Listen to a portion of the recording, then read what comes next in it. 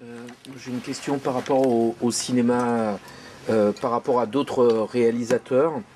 Je vais donc citer 6 réalisateurs. Je voulais savoir quels sont ceux dont il se sent très proche. Il y en a volontairement 3 contemporains et 3 qui sont à peu près de son époque. Donc il y a Oshima, Terayama et Imamura. Ça c'est la première vague. Et la deuxième vague, il y a Kitano, Aoyama et Kawase. Donc je voulais savoir de quel réalisateur il se sent le plus proche. Il y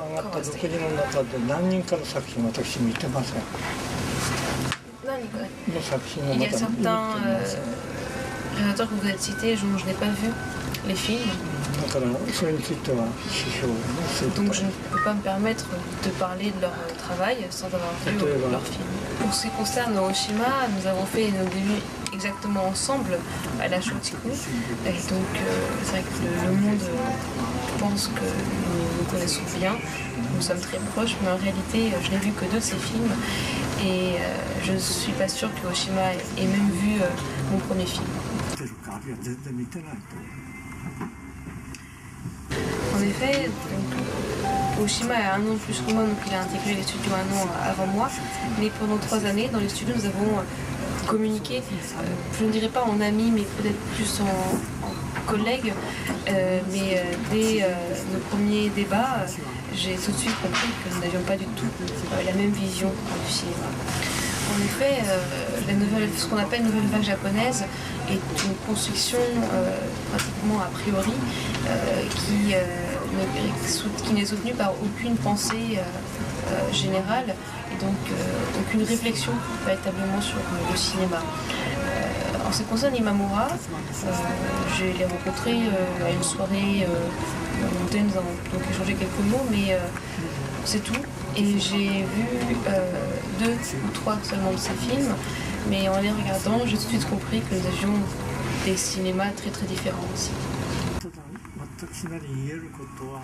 Et parmi les réalisateurs que vous avez cités, je ne peux pas parler de ceux dont j'ai pas vu les films, mais donc pour ceux dont j'ai pu voir au moins 1 ou 2 films, je peux dire qu'ils ont tous un point commun. Ce sont des réalisateurs qui affirment leur genre et qui présentent leurs films en affirmant voilà qui montrent finalement au public. C'est donc une vision tout à fait différente du rapport entre réalisateur, film et public.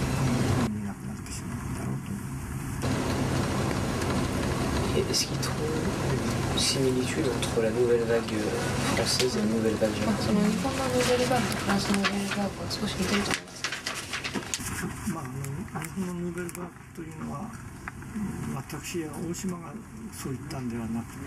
Le terme nouvelle vague japonaise ou nouvelle vague Shochiku est un terme journalistique qui donc a été donné par des journalistes de l'époque et c'est donc un nom totalement extérieur au monde du cinéma. Bien sûr, ce choix donc, de nouvelle vague japonaise, de nouvelle vague Shochiku et bien sûr un rapport avec la nouvelle vague française, puisque quelques années avant mes débuts, donc les films de Chabrol, Truffaut ou Godard étaient donc présentés au public et quelques-uns commençaient également à rentrer au Japon. Au Japon, j'avais encore peu d'occasion de découvrir les films de la nouvelle vague française, mais je pouvais également quand même me tenir informée grâce au cahier du cinéma, puisque comme j'avais fait des études de littérature française, je lisais le français. Et c'est pourquoi également dans mon premier film, Bon à rien, la scène finale est une sorte de pastiche de la scène d'À bout de souffle de Jean-Luc Godard.